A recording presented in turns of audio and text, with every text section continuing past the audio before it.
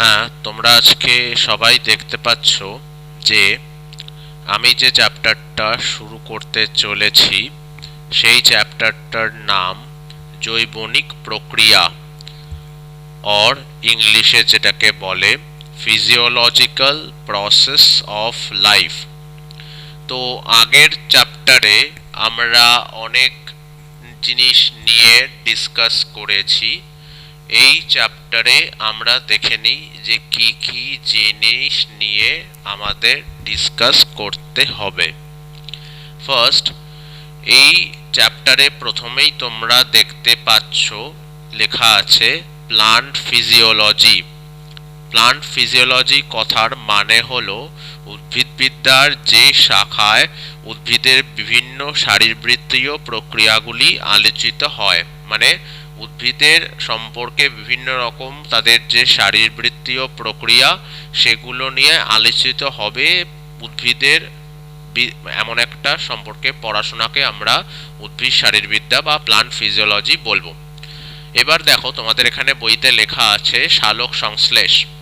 তো সালোক সংশ্লেষ আমরা সবাই জানি, এটি এমন এক রকম পদ্ধতি যার সাহায্যে উদ্ভিদেরা পরিবেশ থেকে কার্বন ডাইঅক্সাইড, জল বা water, as well as carbon dioxide, water আর সানলাইট নিয়ে ওরা নিজেদের খাদ্য নিজেরা তৈরি করছে। কোথায়? সেটা গাছের পাতায়। তো সেইটাকেই আমরা সালোক সংশ্লেষ প্রক্রিয়া বলে থাকি। এখানে তোমরা দেখতেই পাচ্ছ এটা একটি বিপাক প্রক্রিয়া যা সম্পাদনের জন্য প্রয়োজন হয় শক্তির। তোমরা জানো জীবদেহের শক্তির উৎসই হলো খাদ্য। এবার তোমাকে জিজ্ঞাসা করছে, দেখো জীবজগতের অন্তর্গত কোন জীবেরা খাদ্যের জন্য অন্য কোনো জীবের উপর নির্ভর করে না? অবশ্যই তার উত্তর হবে উদ্ভিদেরা, কারণ তারা তাদের নিজেদের খাদ্য নিজেরাই তৈরি করে নিতে পারে, অন্যদের উপর নির্ভর করার কোনো প্রয়োজন নেই। তো আমাদের এখানে বলাই হয়েছে যে সবুজ উদ্ভিদের এই খাদ্য তৈরির যে প্রক্রিয়া বা সালোক সংশ্লেষে সূর্যালোকের প্রয়োজন যে হয় তাকেই সালোক সংশ্লেষের সময় সৌরশক্তির আবদ্ধকরণ হয়ে থাকে। এবার জিজ্ঞাসা করছে যে এই সালোক সংশ্লেষের সময় সৌরশক্তির যে আবদ্ধকরণ সেটা কিভাবে ঘটে, সেটাই আমরা এবার দেখব নিচের পদ্ধতির মধ্যে দিয়ে। এখানে তোমরা দেখতে পাচ্ছ সালোক সংশ্লেষের ধারণা, যেটাকে বলছে কনসেপ্ট অফ ফটোসিনথেসিস। তো সালোক সংশ্লেষ বা ফটোসিনথেসিস শব্দটি প্রথম প্রচলন করেছিলেন বার্নেস বলে একজন সায়েন্টিস্ট। ঠিক আছে, স্পেসিফিক্যালি উনি একজন বটানিস্ট ছিলেন, মানে উদ্ভিদ নিয়ে স্টাডি করতেন। তো তিনি প্রথম সালোক সংশ্লেষের ধারণা দেন। ফটোসিনথেসিস শব্দটি দুটি শব্দের সমন্বয়ে তৈরি, একটা হচ্ছে ফোটস, আরেকটার কথা হচ্ছে গিয়ে সিনথেসিস। তো ফোটস কথার মানে হচ্ছে লাইট, আর সিনথেসিস কথার মানে হচ্ছে সংশ্লেষ বা পুটিং টুগেদার। সো সালোক সংশ্লেষ কথাটিকে আমরা জেনারেলি ভাঙলে পাই সালোক আর সংশ্লেষ, আর সালোক শব্দটাকে ভাঙলে আমরা পাই আলোক, মানে আলোকের প্রেজেন্সে, মানে লাইটের প্রেজেন্সে যে পদ্ধতি হবে তাকে আমরা সালোক সংশ্লেষ বলবো। সালোক সংশ্লেষে তোমরা এখানে ডেফিনেশন বা সংজ্ঞাটা দিয়ে দেওয়া হয়েছে। সবুজ উদ্ভিদের ক্লোরোফিল যুক্ত কোষে সূর্যালোকের উপস্থিতিতে এবং ক্লোরোফিলের সাহায্যে পরিবেশ থেকে শোষিত জল এবং কার্বন ডাইঅক্সাইডের রাসায়নিক বিক্রিয়ার ফলে শর্করা বা গ্লুকোজ সংশ্লেষিত হয় এবং এই গৃহীত কার্বন ডাইঅক্সাইডের সম অণু সম্পন্ন অক্সিজেন নির্গত হয়। কারণ এরপরেই তোমরা একটা রিয়াকশন দেখবে, সেখানে দেখবে 6 মলিকিউলস অফ কার্বন ডাইঅক্সাইড নেওয়া হচ্ছে ডিউরিং ফটোসিনথেসিস, এবং ফটোসিনথেসিসের অ্যাজ এ বাই প্রোডাক্ট হিসাবে 6 মলিকিউলস অফ অক্সিজেন নির্গত হচ্ছে।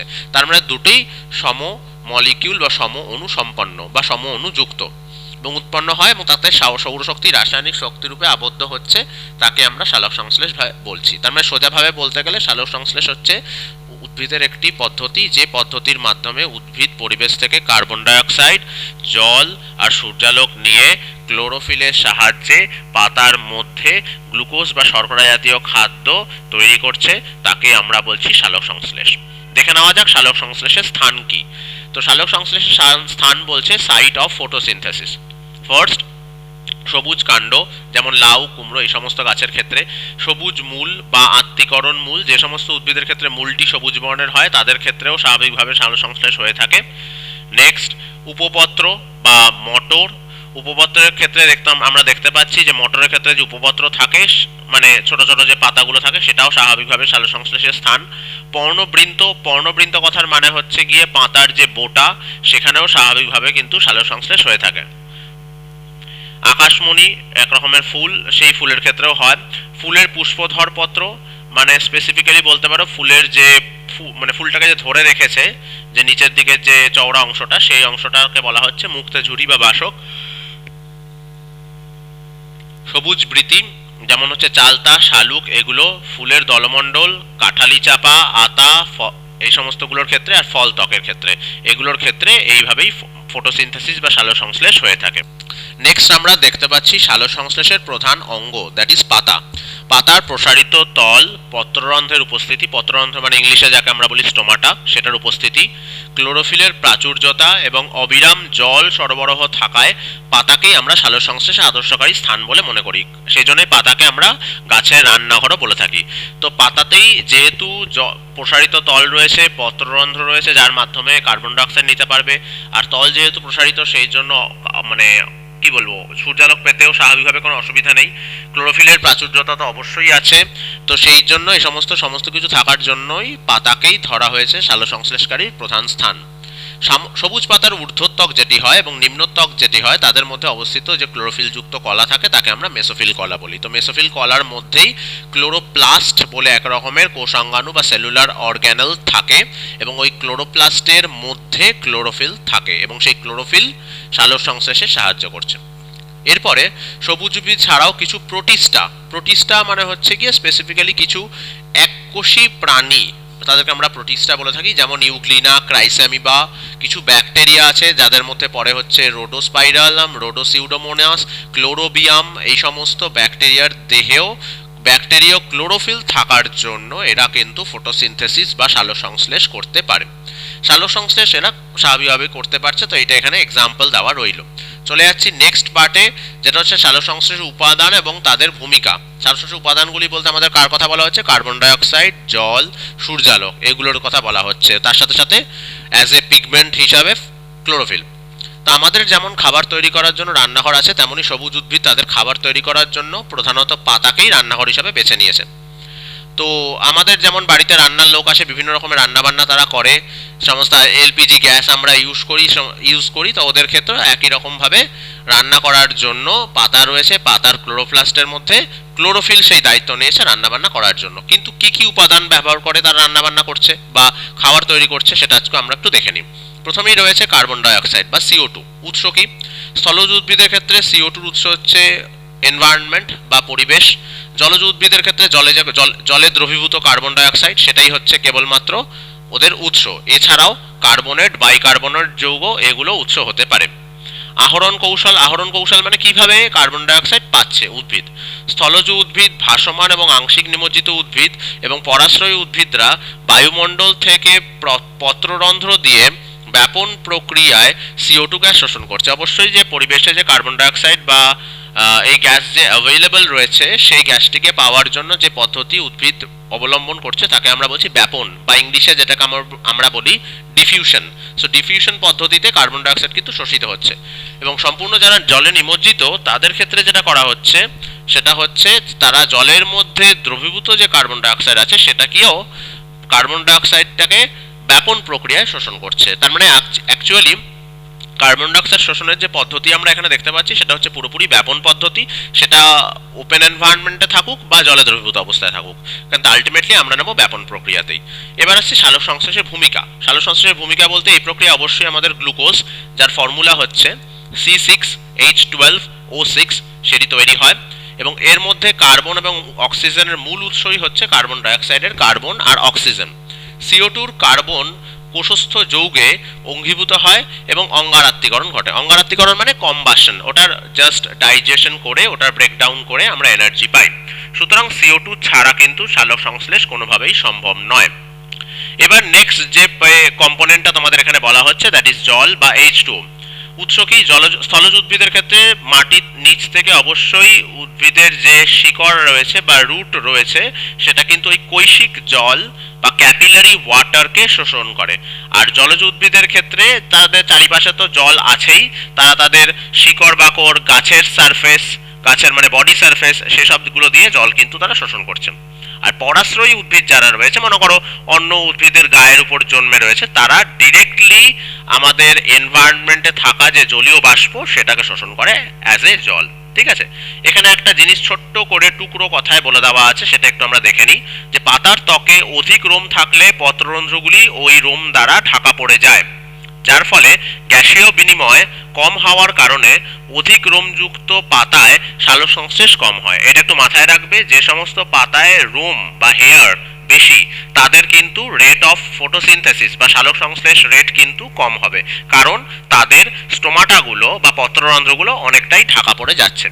আবার কোঁচকানো যে পাতাগুলো হয় তাদের ক্ষেত্রফল যেহেতু কম হয়, তার দরুন ওই পাতা কম পরিমাণ সূর্যালোক শোষণ করতে পারে। অবশ্যই কোঁচকানো যেহেতু, তো অটোমেটিক্যালি সারফেস এরিয়া কমে যাচ্ছে, তো সারফেস এরিয়া কমে গেলে সূর্যালোক শোষণ করতে পারবে কম, তাই কোঁচকানো পাতায় সালোক সংশ্লেষ স্বাভাবিকভাবেই কম হবে। এটা হচ্ছে, এই জিনিসগুলো একটু জাস্ট মাথায় রাখতে হবে, এগুলি ইম্পর্টেন্ট পয়েন্ট।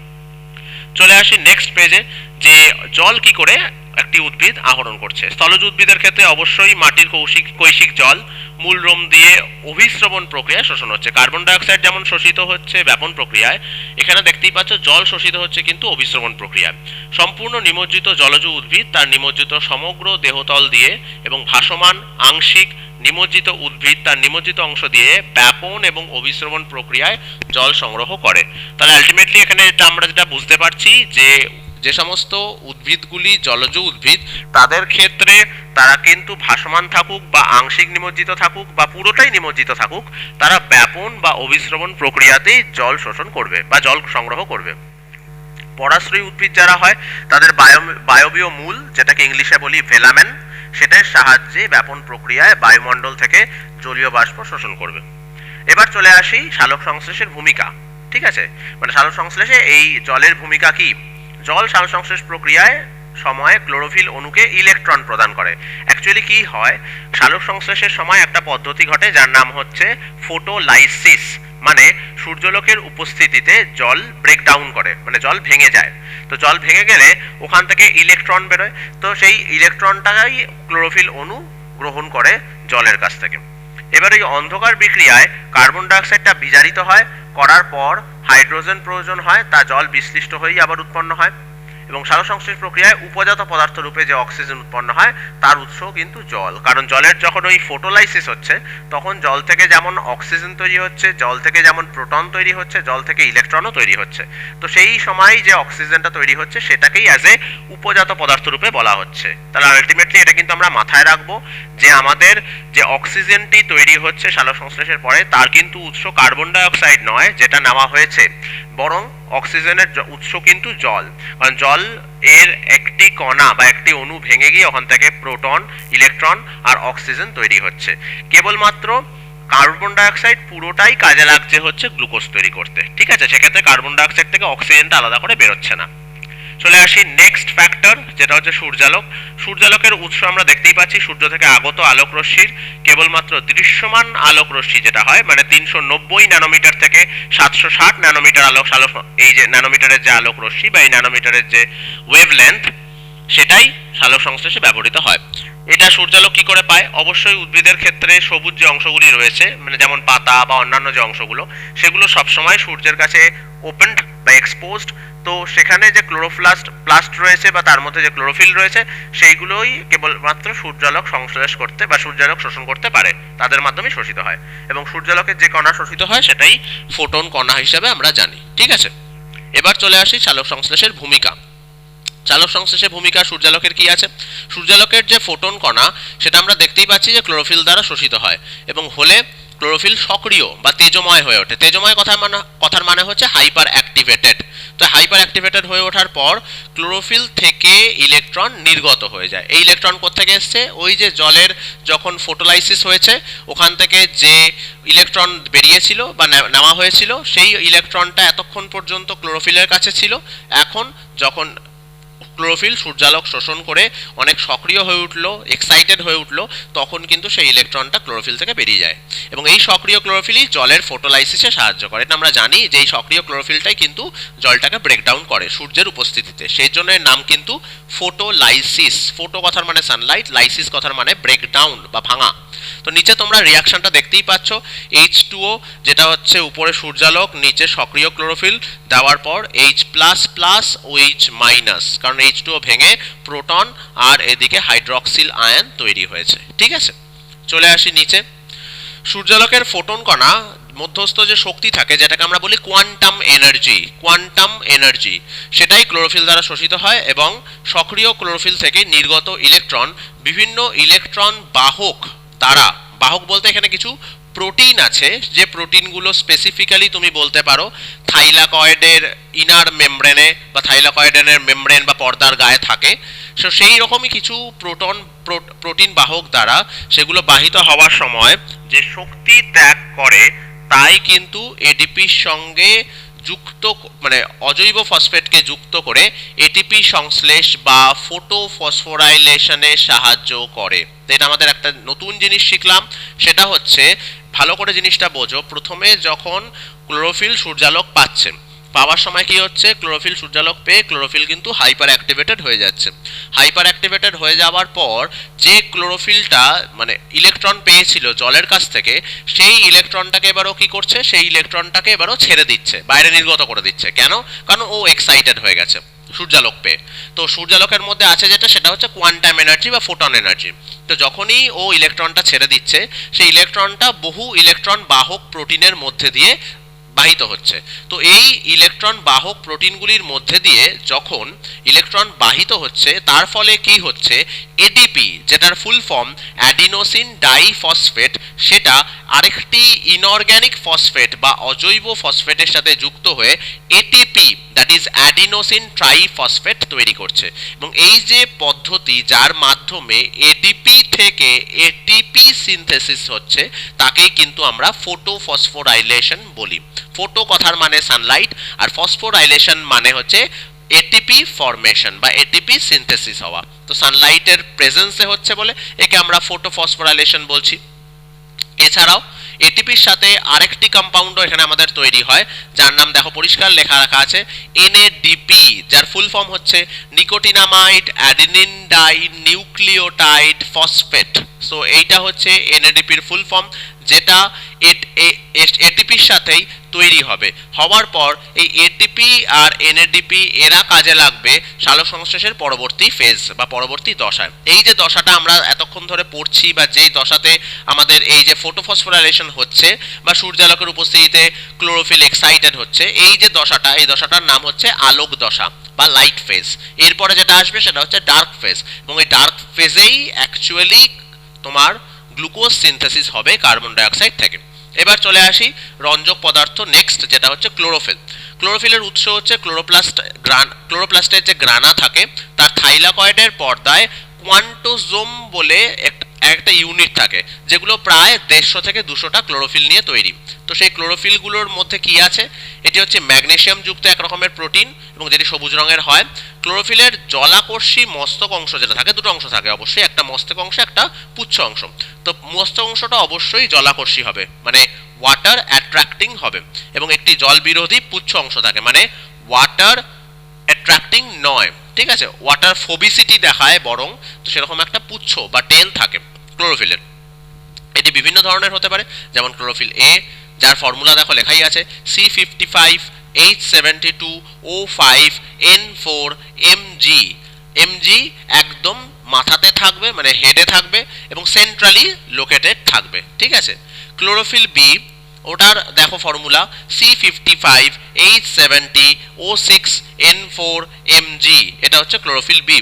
এরপরে তো আছেই ক্লোরোফিল সি এবং ক্লোরোফিল ডি এবং ক্লোরোফিল ই।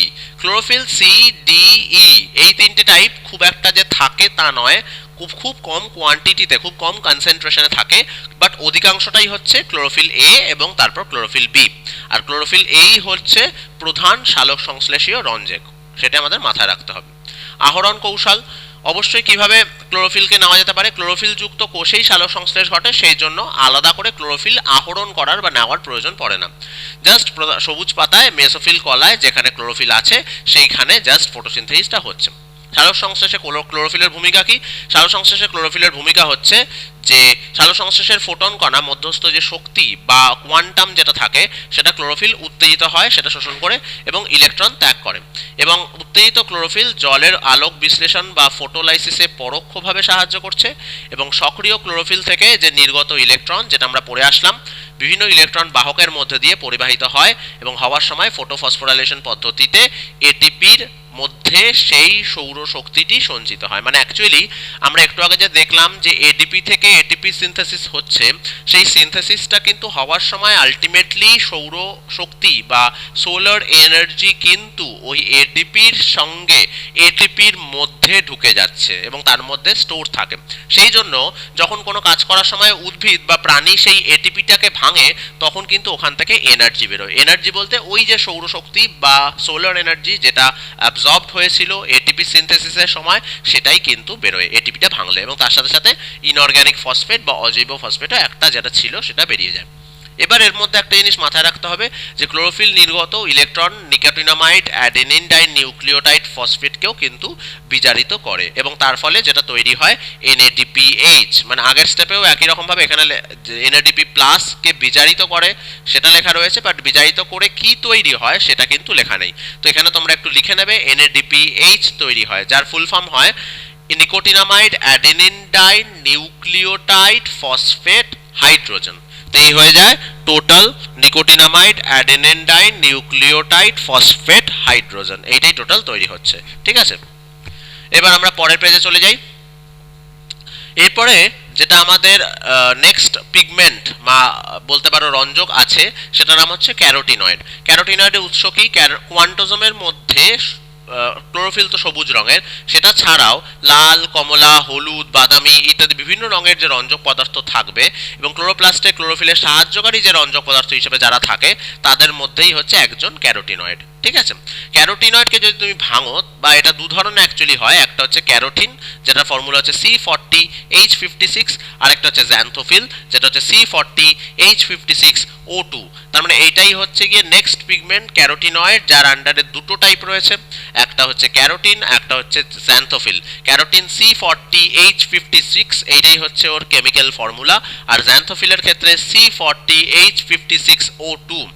ক্লোরোফিলের মতো সবুজ পাতার মেসোফিল কলা হচ্ছে ক্যারোটিনয়েডসের উৎস, এটা একটা মাথায় রাখতে হবে। আহরণ কৌশল, আহরণ এক্ষেত্রেও আলাদা করে করার প্রয়োজন পড়ে না। কোয়ান্টোজোমের মধ্যে থাকা যখন ক্লোরোফিল যে কোনো ফটোসিনথেসিস বা সালোকসংশ্লেষ প্রক্রিয়া অংশগ্রহণ করছে, ক্যারোটিনয়েডসও তার বাইরে নয়, তার আশেপাশে থেকেই তাকে হেল্প করে অ্যাক্সেসরি পিগমেন্ট বা সাহায্যকারী রঞ্জক হিসাবে। সালোকসংশ্লেষের ভূমিকা কি?